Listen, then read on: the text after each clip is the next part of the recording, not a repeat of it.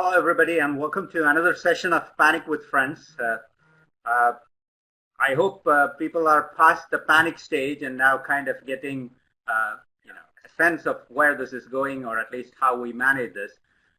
This session has been very interesting. That we have been bringing together leaders from different industries, coming together to talk about how they're addressing or managing the panic among employees, among customers. How are they seeing the world? How do they see the post-pandemic world? And we have been learning together. The fun thing for me has been the audience response. The most response that I get, or the common response that I've been getting is, thanks for doing this.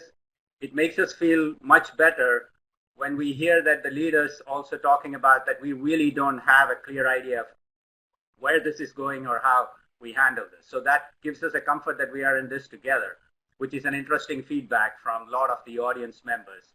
I want to first thank the sponsors. The Center for Innovation has been doing innovation stuff, innovation work with startups and new companies and established corporations. And we have had some great sponsors like Genia, CapBlue, Maori Construction, Lofner Patel, and I thank all these guys. And I also want to thank Kelly Logan and her team from Government Technology Institute, who have been supporting us throughout this process. And so with that, let's get to the esteemed panel that we have today. It's a very interesting group of people from geographically different areas, industries different. So let's hear from them about who they are, what their companies are about, and most interestingly for me, have their role changed since this pandemic, or what they have learned about themselves? So let's start with Laurie. Thank you. Jay, thank you for having me on the panel today. Hello, everyone. I'm the CEO of Beyond.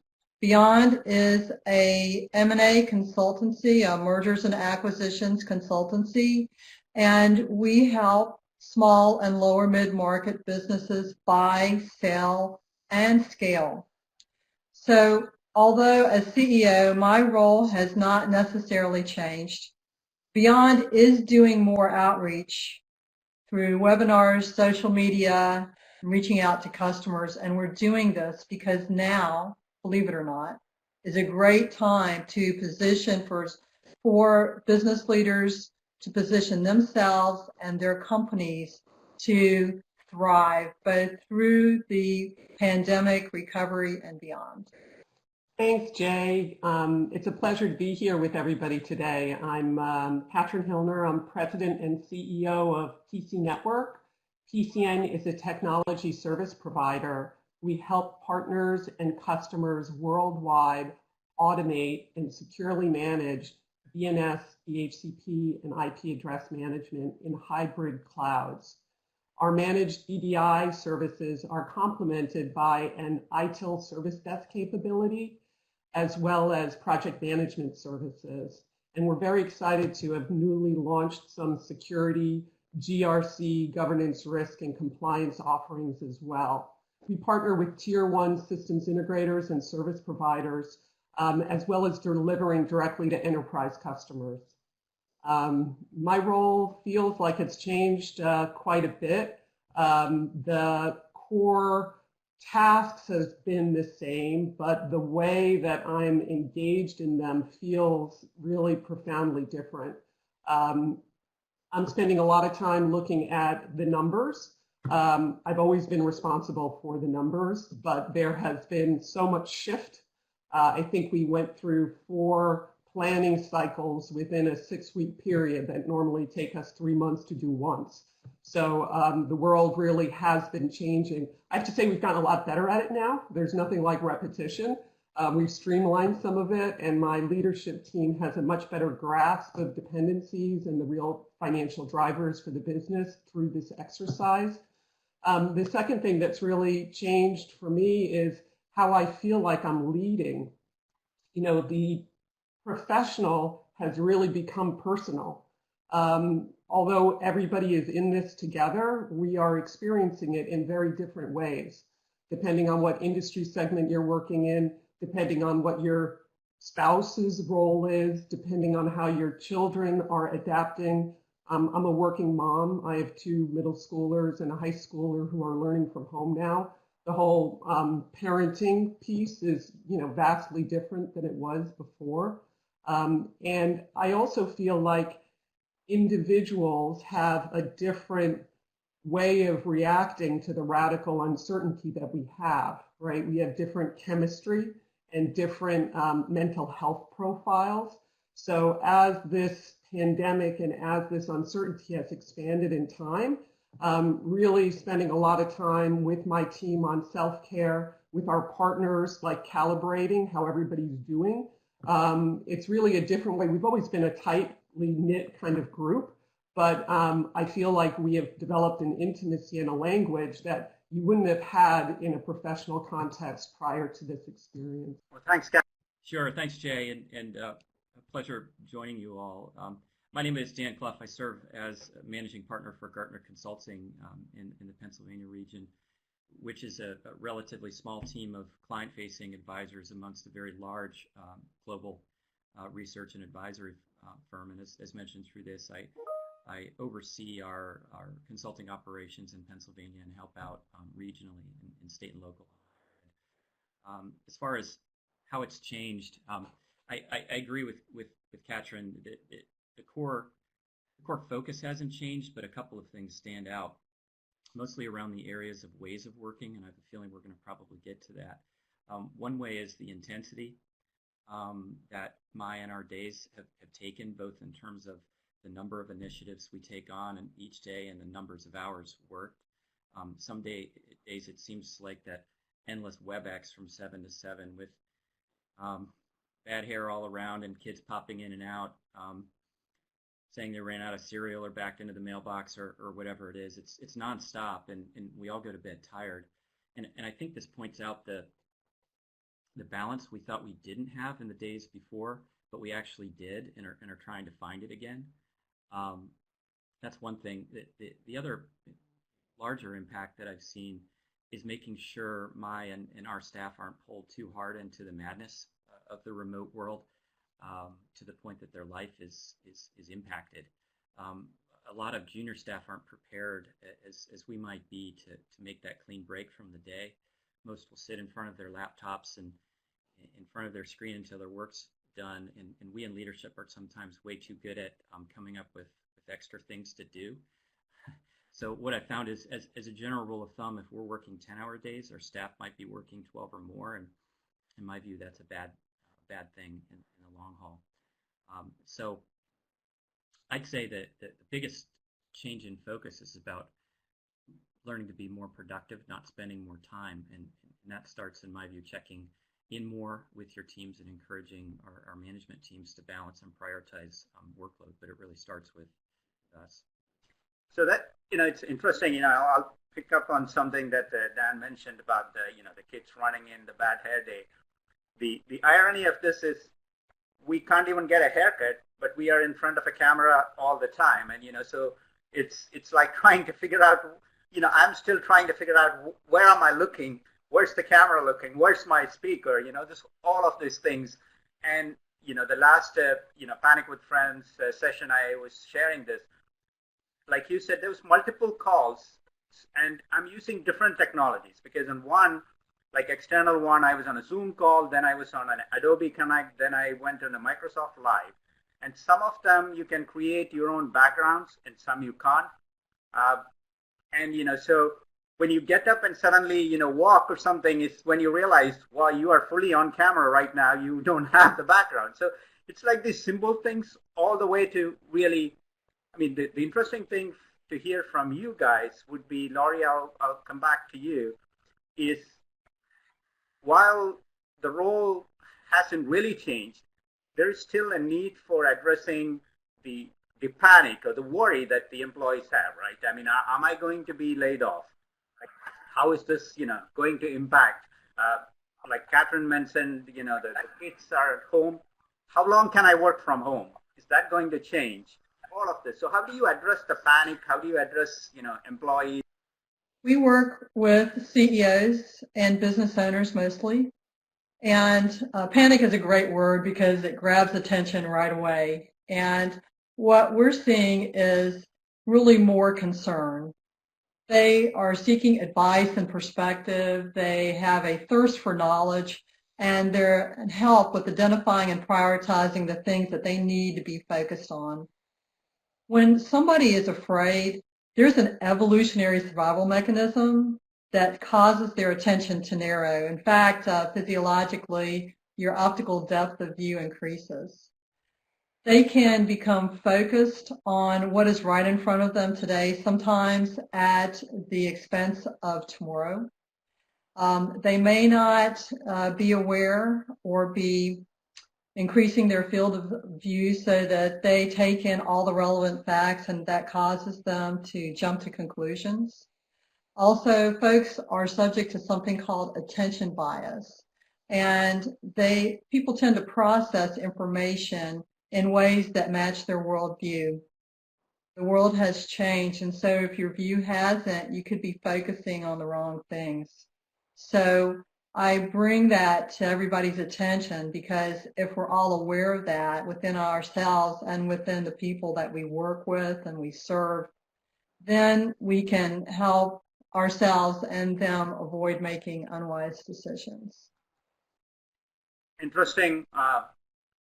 Interesting feedback, Laurie. Yeah, so that, because you look at, working with other CEOs. So Catherine, coming to you, you run your own company, you have partners, your employees, and like you said, you were reworking the numbers. So it's interesting, it would be interesting for the audience to hear, what's your perspective?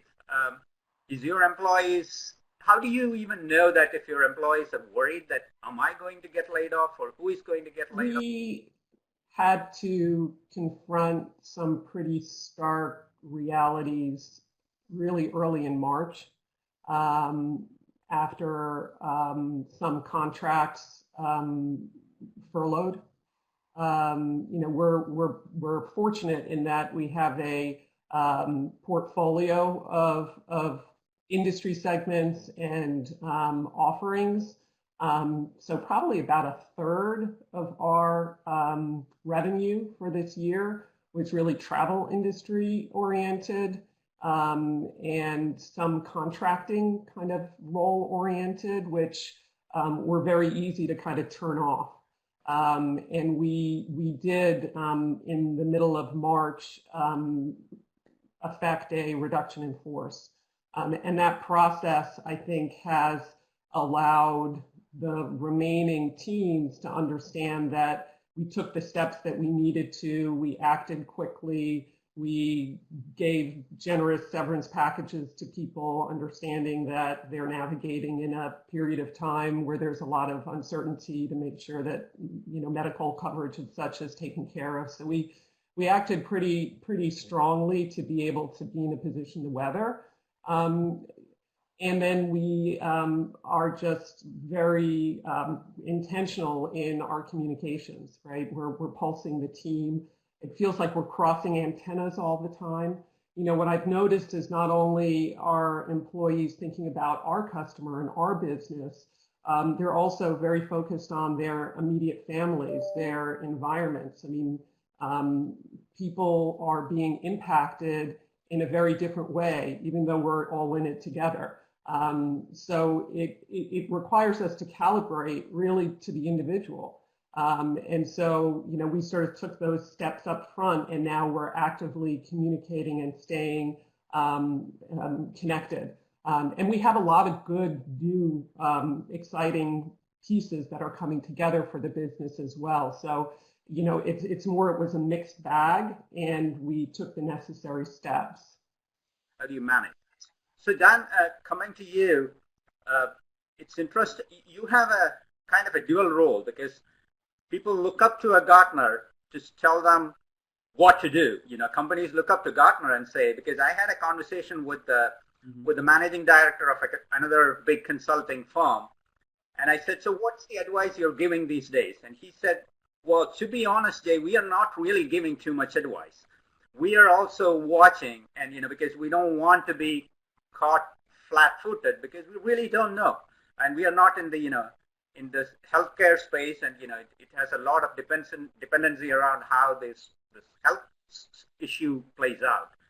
So given, Gartner is a big name, and, I'm sure, people are looking up, the companies are asking you for advice.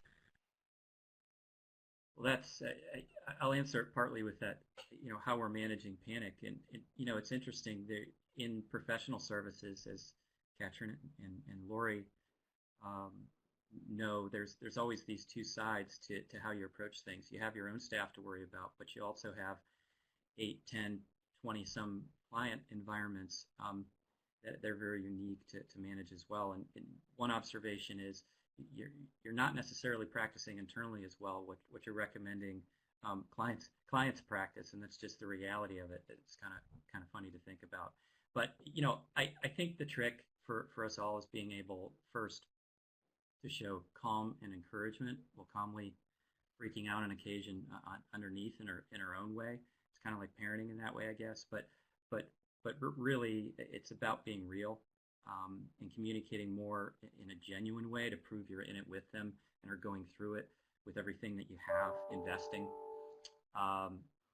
And I think that's probably the source, if I were to guess, behind the statement that consultant gave you about not doing a lot of consulting.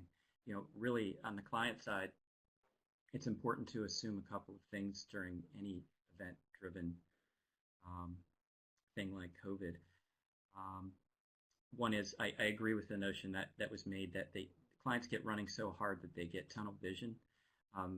So they're not so much really interested in you being really smart, but helping them stay calm and focused, I think is the big thing. Also, it's really important to understand that they're probably up to speed on the basics and the obvious. And all running on a president's schedule, so to speak. You get 5 minutes at a time. So if you come with an idea, be clear and come with a very simple solution. One slide, 5 minutes, focused on a fix. And if not, just call them and let them know that you're there and check in on them and see how they're doing. So, I teach strategy for the MBA program at Mason, and also help with the issues program. And one of the things we talk about in leadership is clarity, right? I mean, you are all in that, and there's supposed to be clarity. And paradox is something we are not comfortable with. We try to get to, here is black and white or right and wrong. And this is one of those times where I think paradox makes more sense. Scenario planning makes more sense because we really don't know how this is going to evolve. So given that kind of a scenario, how do you, things change every day. Like, if you just take Virginia was supposed to open. There was this whole information that the governor is going to open Virginia. And then, like 2 days before that date, he announced, well, Northern Virginia is not going to open because there are still cases. So in these kind of, like last minute changes, which you absolutely cannot control and do not control, how do you manage in these kind of challenging absolutely, times? Jay. I think that's a great question, and I think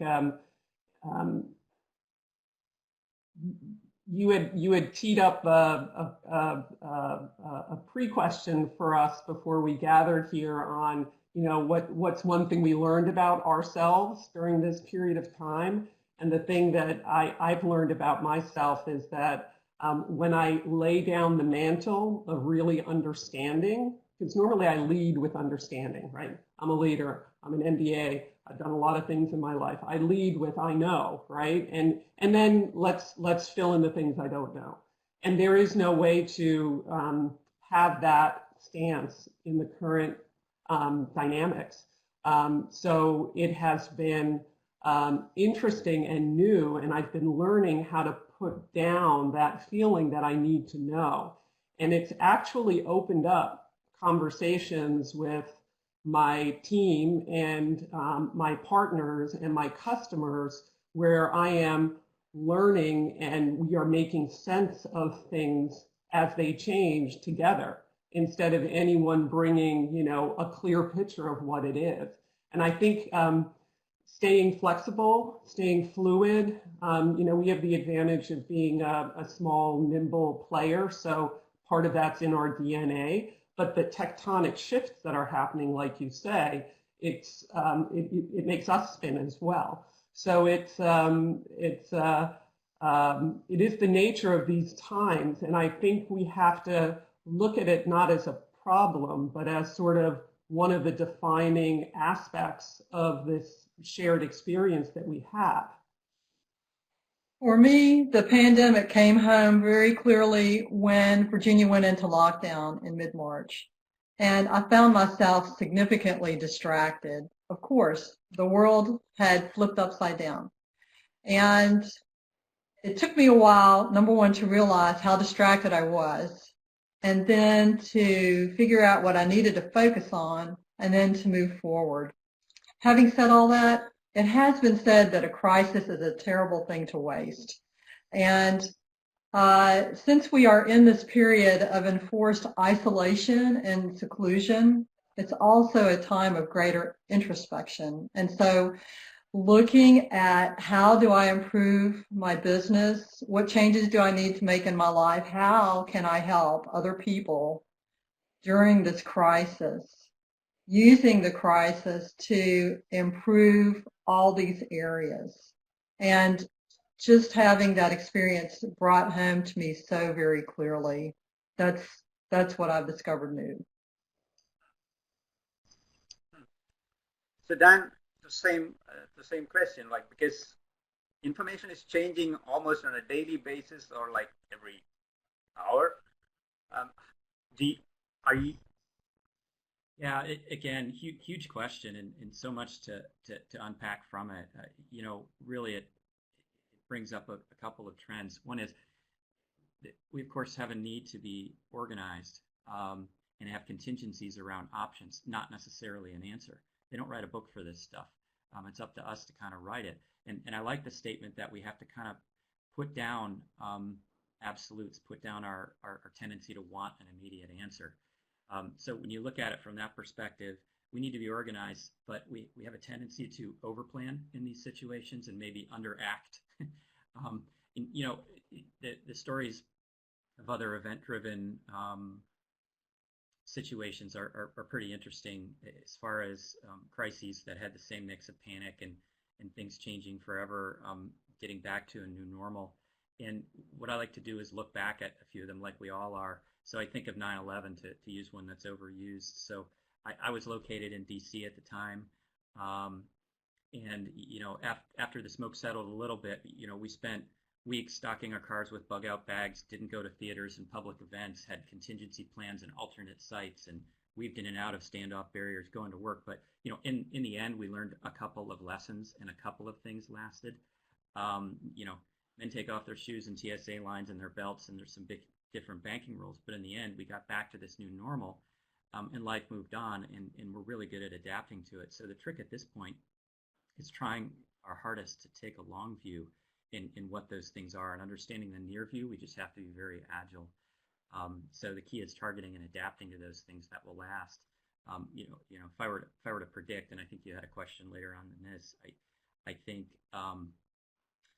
is that in a couple of years we're going to be better at responding to a lot of these things, and more proactive with a lot of the measures, fortifying gaps in the supply chain, or maybe temperature checks at venues. A lot of babies next spring, but in the end, we've got to focus now on kind of what matters and take the long view as best as we can. And that's really tough. The point on layoffs and cost cuts. It's hard when you're sitting around a conference table with your finance folks and your OGC to focus on those things, but you really have to, and that's what's going to be left in the end. Again, they don't really write a book for this. So being bold in the process and being very genuine. Can I just tag on to something that both Dan and Lori had said? Not wasting the crisis. I mean, it is amazing to me how much digital adoption has been accelerated during this time, with a massive shift to work from home and telemedicine and remote learning and on and on and on. I run a technology business. I'm at one side of the spectrum of using technology, but if I think about, my kids' pediatricians, their teachers, the whole world is moved towards this digital experience in a way that never could have happened without this crisis.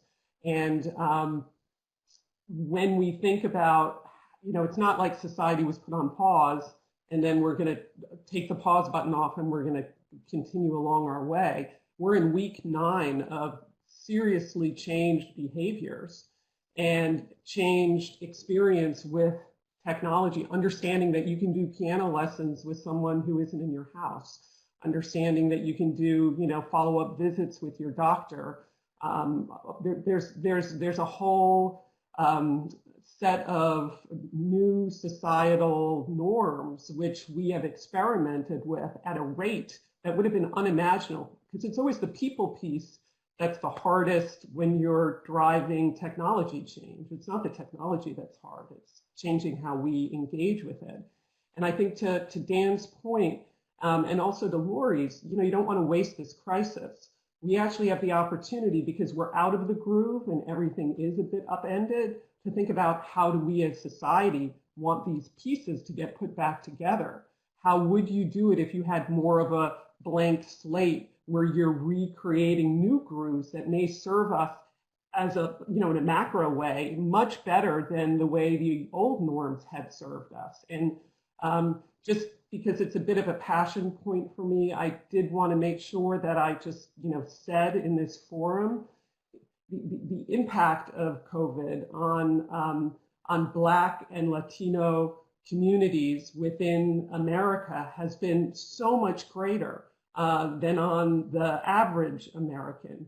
And if you think about those disparities and what they tell us about access to healthcare and access to different, the role in essential services and the role in lower income segments, we have to use this, to Lori's point, as an opportunity to figure out how we want to move forward from this moment and collectively confront the reality that some of the things weren't working that well. And we can have an ability to create a different future, but we need a conversation that's at a different level than just, am I going to make sure that I can make my payroll and my employees are okay and my kids are taken care of?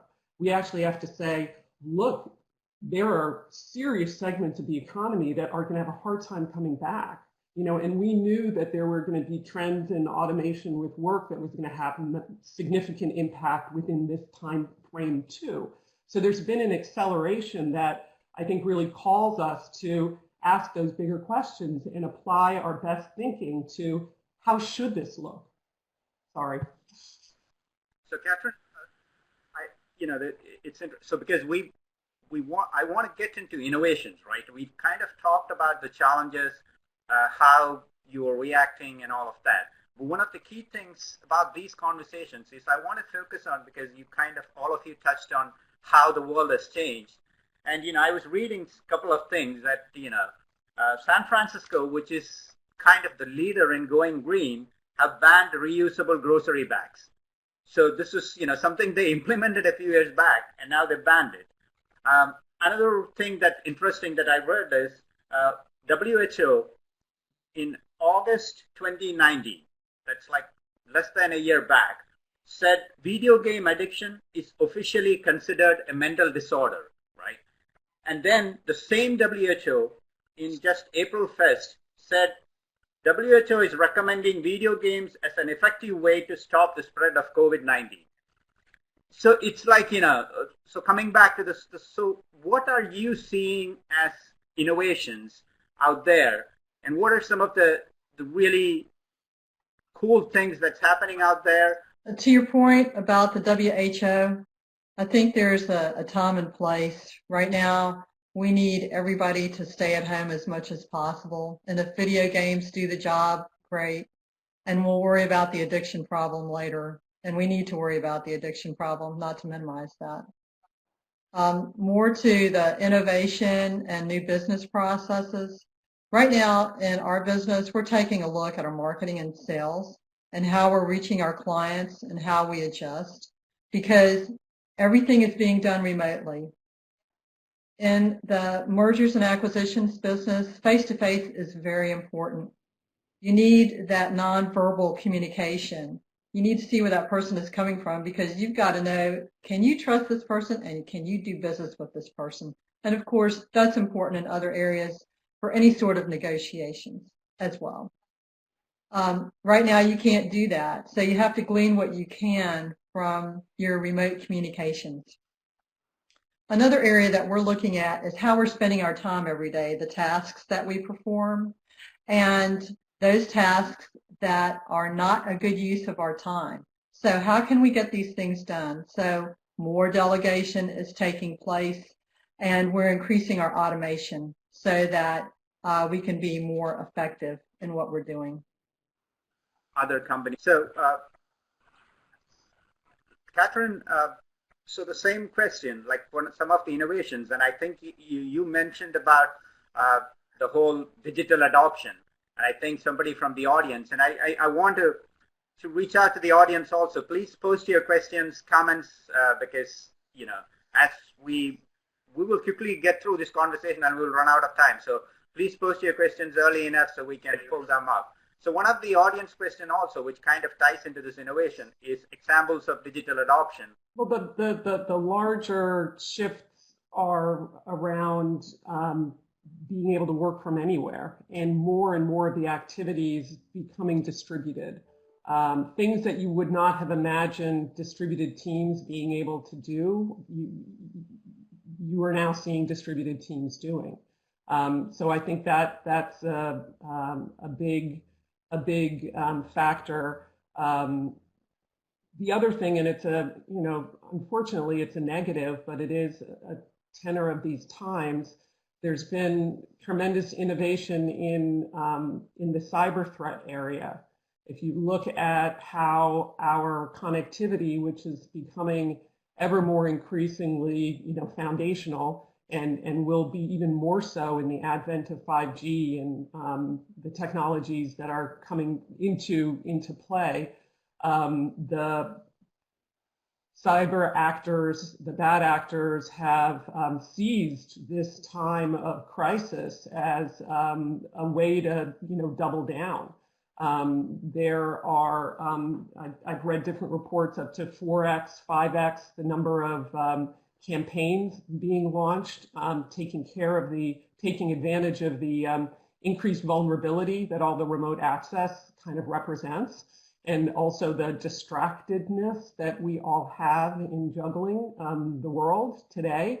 And it really, it's created a fire in my belly to figure out how the cyber game needs to be changed to make us a worse target to be going after, right? There's just too much incentive and not enough cost being levied, and the dynamics are so detrimental. When you really dig into the costs and the data and the risks, we would never allow this to happen in the real world, right? The way that it has sort of just taken over in the digital sphere. I've heard it actually say that we today are at like September 10th in cyberspace, right? We are really 24 hours away from potential significant, and it's metaphorical, right? It's been very challenging there, but it has been accelerating, and it's very concerning. I think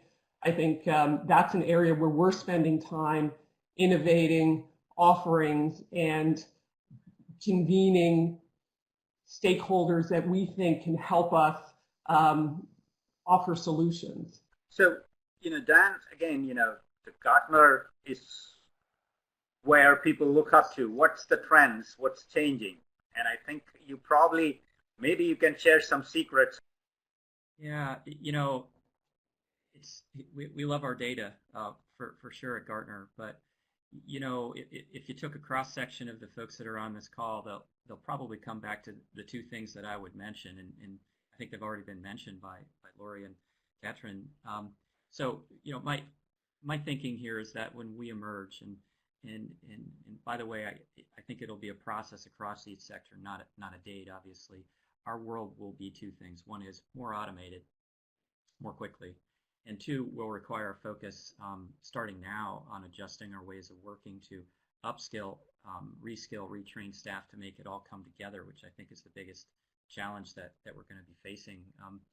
So to kind of break those areas down, I guess, as far as AI or RPA or IA, all the intelligent automation pieces, we're seeing a rapid uptick across the board in implementation of AI and process automation. So it's for the reasons that they were before, not just in the private sector, but in government and higher education. And this is ranging anywhere from installing basic bots to automate some back office function to enhance call centers, pattern recognition, cognitive instances, that type of thing, predictive analytics. So the great thing about a crisis, and this is mentioned several times already, is that it magnifies weaknesses and makes people to come together fast to find fast solutions. So it's a great accelerator. The bad news is the same thing, is that we run into the risk of accelerating past ourselves, which I think is part of where I'm going. So as we accelerate into things like automation, we're buying lots of bots and tools, so we have to make sure we're paying close attention to consistency in tools and platforms as we do it to make it efficient. Business priority for whether we even need to automate or should. Most importantly, workforce readiness for the environment is key. So that kind of leads me to the second point, which is the ways of working. And I think it's the most important. And Jay, when I think back, I think you mentioned this before the session. It reminds me of a panel you and HU put together a year or so back where we focused on innovation. And one of the topics we discussed with 70 or so IT leaders was the reality coming to organizations in automation. And when we asked the room about their chief concerns, it wasn't about the technology or whether they thought they could implement it. It was their staff's ability to adapt to it. So this is a whole room of technologists. So the conversation rightfully went right back to people, which is ways of working. And in fact, I think almost all in the room felt that their staff lacked at that time even the basic data literacy and some of the business skills needed to make this shift. And that's what the data reflects in industry. I think we were saying then that by 2021, 80% of emerging technologies will have AI foundations, and that's just a year or so away. I think that's true. However, to the point on acceleration, it's happening even faster, and some surveys are even showing that 80% of global companies are indicating their skills gaps, have major skill gaps in their workforce right now, with a large percentage of those needing to switch occupations or find new skills. So much of this is that switch to automation, and of course, I don't mean robots replacing humans, but in leveraging AI to get more done with less, smaller staff, tighter budgets. So in the process, we're requiring our people to adapt as fast as our technology to make it work. But in most cases, this is going to require a lot of retraining. So ways of working post-COVID, so to speak, I think will include the ability to rapidly update and reskill the workforce to adapt to a new environment. Should start, in my view, with taking the time now to do a proper skills assessment to align that kind of future business operating model with skills, and then train on those soft spots so we don't get ahead of ourselves. So positive innovation from COVID-19, just like any crises, but accelerated risk along with it. So Dan, I'd like to follow up on that great point, and also Katrin, the point that you made about people, that there's going to be a tremendous need for retraining and reskilling as we come out of this pandemic, and that has only been accelerated by the pandemic. However, whereas things like cross-training were only incorporated for sort of emergency measures, now you're going to see a lot more of that. That's going to be necessary moving forward, not only as a bridge to get from where you're at now to where you need to be, but to make folks more interchangeable, so that as you're moving forward, then you can help people increase their skills, not only to increase their motivation, but to increase their loyalty. And so this can be a good thing for everybody, but the flexibility that you need is easier for certain personalities than others. also to follow up on the post-COVID world and trends. I see another trend that has been accelerated by the pandemic, and that is moving manufacturing production closer to the point of sale. Already a number of companies were looking to get out of China, both due to security and quality issues, but now that's accelerated even further due to supply issues. So you're seeing the United States and other developed countries starting to look at bringing manufacturing back onshore for critical things like pharmaceuticals and food. You're also looking, and the government also, to make sure that they have sufficient quantities of things like PPE, personal protective equipment. So, we're almost getting close to the time. And so one of the things that I wanted to get out from all of you is, because it kind of started with that conversation around the retraining. So for the folks that's out there listening in, when we talk about automation, I want to read two quotes. This is interesting. These are two names that pretty much everybody listens to, and now it's like, so the first one is from Bill Gates, and he says, this is like a world war, except in this case, we are all on the same side, and I see global innovation as the key to limiting the damages. So he has been talking about, this is a big issue, and, we need. And then here is another quote, and this is from Elon Musk, right? And he says, reaction to coronavirus has taken over the mind space of the world to a degree that it is shocking. It seems like some people really wanted the panic and they went quite crazy. So, it's like coming from completely two opposite sides. And we all talked about, there is a shift and there is a new world coming out. And I think Mark Cuban said there will be an America 2.0 at the end. And so what those opportunities will look like is what everybody should be watching. So given that kind of, people are still talking about, should this be a big issue or shouldn't be, without touching on the whole healthcare issue, but what do you see as the post-pandemic world? What's the new normal? I know, we talked about we shouldn't be talking about black and white, and we should be in paradox and scenario planning. But still, from where you sit, what do you see as the post-normal? Something, not a couple of few things that are. Sure. More broadly, just to start, I think those are great statements.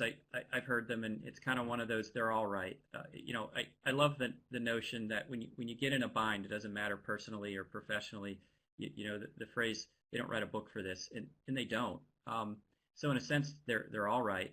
But just to hit on a few themes, what I think is very interesting is I'm constantly looking at organizations and how they react internally and externally to this event-driven event, to COVID, and those that get ahead of the curve and those that are behind the curve, those that wait and are reactive, which I think is part of this, and those that aren't. And there's always a risk every step of the way at certain milestones that there's a certain point that you absolutely have to communicate something. You have to take a position. And most folks, because of compliance or other governing bodies or OGC teams or whatever it is, can't quite step out and make the business statement that they want. And so when I look at Musk's statement and others, I say, well, good for you. One, just generally speaking, I think if there's one thing to learn from this is to be organized and plan well, but be bold with a position. Be organized with contingencies and options, but don't be afraid to literally write a headline for your organization or company and execute around it. So with those contingencies worked in, that kind of deliberate action or deliberate statements calms the troops, creates confidence in your organization, and can position you more strongly in the end. The only things that you really have to be right about are the things that are going to affect your bottom line in 2 years, not necessarily right now. And so, going back to that 9/11 example, it's like what are those things that are still going to be left in the end? If you're in entertainment, you have to worry about bigger spaces, to worry about head count and capacity and physical distancing. I don't know. Do we all have to start concerning ourselves with health checks going into offices? Not sure, but I think it'll vary per industry, and I think identifying those one or two things that will stick hardest with our industry and be there in the long run are the things we need to plan around as we come out of this. And again, I just go back to the notion of people. If you put people first, you can't be hurt. Our bottom lines are going to go down either way, but if you focus on people in the end, two really good things will happen. One is they'll see you're with them the whole way, and also you'll retain them more because they're paying attention to everybody else and your competitors as well. So really focus on people, focus on making bold, clear statements and identifying those one or two things. I don't think there's one or two magical things. I think it's going to vary significantly by industry. To just pick on one, for professional services, I'd say because all of our clients are getting better like we are at doing things remotely, I'd say probably maybe 25-30% of our delivery will be done remotely in the future because we figured out how to do it together. So just a couple of examples, but I think the trends are the most important. And I like how some folks are stepping out and kind of calling the fence. Yeah, I'm really focused because of where we deliver services in the cybersecurity new normal. I think with the shift to digital collaboration and the data that's being exchanged increasingly, that is going to be a dominant requirement for protecting our way of life. And I think that the attention and the investment and the standards bodies around it and the requirement to really have our houses in good order, the cyber hygiene, and it very much plays into the skills issues and gaps that Dan identified as well, making sure that we have enough people and also that we're funding it enough. I mean, that's one of the challenges too, doing things maybe the way they should be done might cost a lot more than doing things to get them done. And we've been in a period where the desire to innovate and deploy and to experiment has been higher than the desire to control and make sure that we don't have vulnerabilities. And there's a tension there, right, where you need to be able to experiment, but you also can't put privacy data at risk, can't allow mission critical infrastructure to be hijacked. I mean, the way that we are operating now requires a different security mind frame. And I think we're going to come out the other end of this as a society focused on that. And we're going to travel a lot less, to Dan,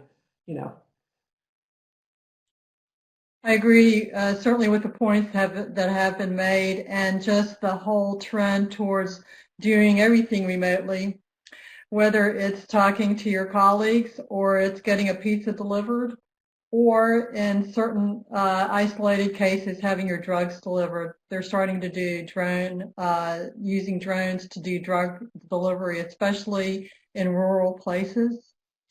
But I want to touch on something I haven't heard anybody else mention, and that is the societal changes that we as a society, and certainly we as business owners, are going to need to come out of this in to be much more agile and to be able to address change much more quickly. And to, when we have another crisis like this, because God forbid, I don't want that, but reasonably speaking, we're going to see this again. There's going to be another pandemic. That we react, that we're much better prepared to react, and that we do so much more rapidly. And so I think that's going to take a lot of forms, both at the level of society, but both as well as on the level of our businesses and in our personal lives. Well, so thank you all for joining. I mean, each of these conversations, we really learn new things, And the other part of this is as we do this every 2 weeks, right? So during those 2 weeks, like I mentioned and you all talked about, the information changes, environment changes. So the new group that comes in has a better perspective or a different perspective. And, so it's really interesting to me. And for where I sit, or my role is to support new startups, new entrepreneurs. And so I hear all these new ideas, and the most, Laurie mentioned about being agile and, quickly flexible and all that. We have a startup competition that we had, invited applicants from. About 25, 26 applicants came in. We did an initial vetting. They went through a process working with vendors, and we have 7 of them that's going to pitch in the finals on 26. The interesting thing was one of those 7, so when they originally submitted this application, this was pre-pandemic, right? And so he came back and he said, hey, am I allowed to change my idea? And this was an idea that was picked. And so we initial reaction was, no, and then I thought, well, what is your new idea? And it had something to do with addressing the pandemic issue. And I said, well, if that's the case, maybe we should, we keep talking about being agile, so this is an opportunity. So we did that, and he resubmitted his whole idea, and it was a completely different one. And so this, in the startup world, it's very easy to change things very fast because it's a small team that's uniquely focused, and we call pivoting very easy. But in larger companies, I think it's a bigger challenge. And so one of the things I want to do is, as we wrap this session up, bring you back, a month or 2 from now, when things are in a different mode, and come back and, talk about some of the things that you put in place, or the plans that you put in place. How did that evolve? What changed?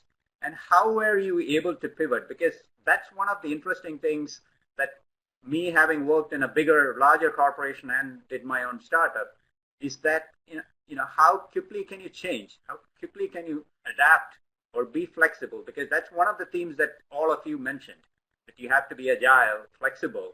But when you're a big company, and like Catherine mentioned about, 3 times revising the numbers, how often can you do that when the information is changing? Yes. If many business owners right now, they're looking to try to conserve cash in their businesses, and they want to take that cash and use it for different things. So if you're actually looking to free up cash, I've got a few quick ideas. Number 1, do a tool inventory. If you are using all of your tools, great, but I bet you're not. And get rid of those that you are not using or that are being underutilized. You'll save hundreds to tens of thousands of dollars a month just doing that one thing. Also, if you're like most businesses, 20% of your customers bring in 80% of your revenue. Identify those 20% if you haven't already, and do everything you can to bring additional value to them and retain them going forwards. Thank you, Jay. Pleasure. Thank you so much, Jay. Again, it's been a pleasure. Thank you, Jay. Great. It's been great.